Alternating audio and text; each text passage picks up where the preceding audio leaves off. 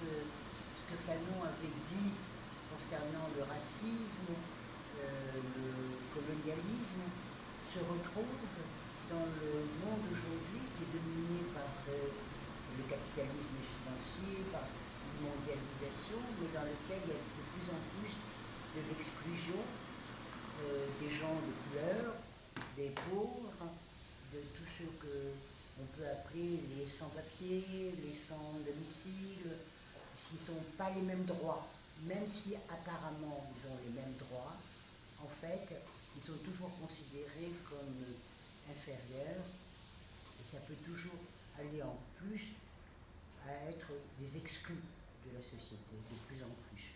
Or, Fanon avait mis en garde par rapport à ces mouvements de la société et de l'Europe et des continents qui veulent assurer une hégémonie sur les autres.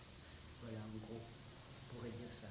Et l'avantage de Fanon aussi, parce qu'il avait quand même beaucoup sillonné quand il était ambassadeur itinérant du gouvernement provisoire de la République algérienne, toute l'Afrique subsaharienne. Il avait fait des conférences partout en Afrique, aux étudiants, et il avait travaillé avec Lumumba, qui était un ami, et il a fait énormément de choses dans lesquelles il a mis en garde les pays d'Afrique nouvellement indépendants contre le fait qu'ils pouvaient être de nouveau pris dans une espèce de néocolonialisme et qu'eux-mêmes pouvaient avoir affaire avec des dirigeants qui seraient au service des puissances pétrolières, des différentes choses comme ça. Et ça, il l'avait déjà prévu.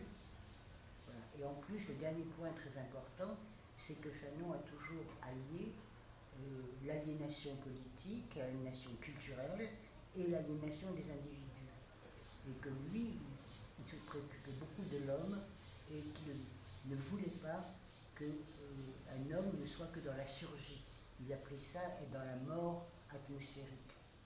Et qu'il voulait que les gens non pas soient dans une espèce de survie, de mort à bout touchant, selon son expression, mais que ce soit des gens qui prennent qui soient acteurs de leur vie et acteurs de la politique de leur pays et acteurs de leur histoire. Merci.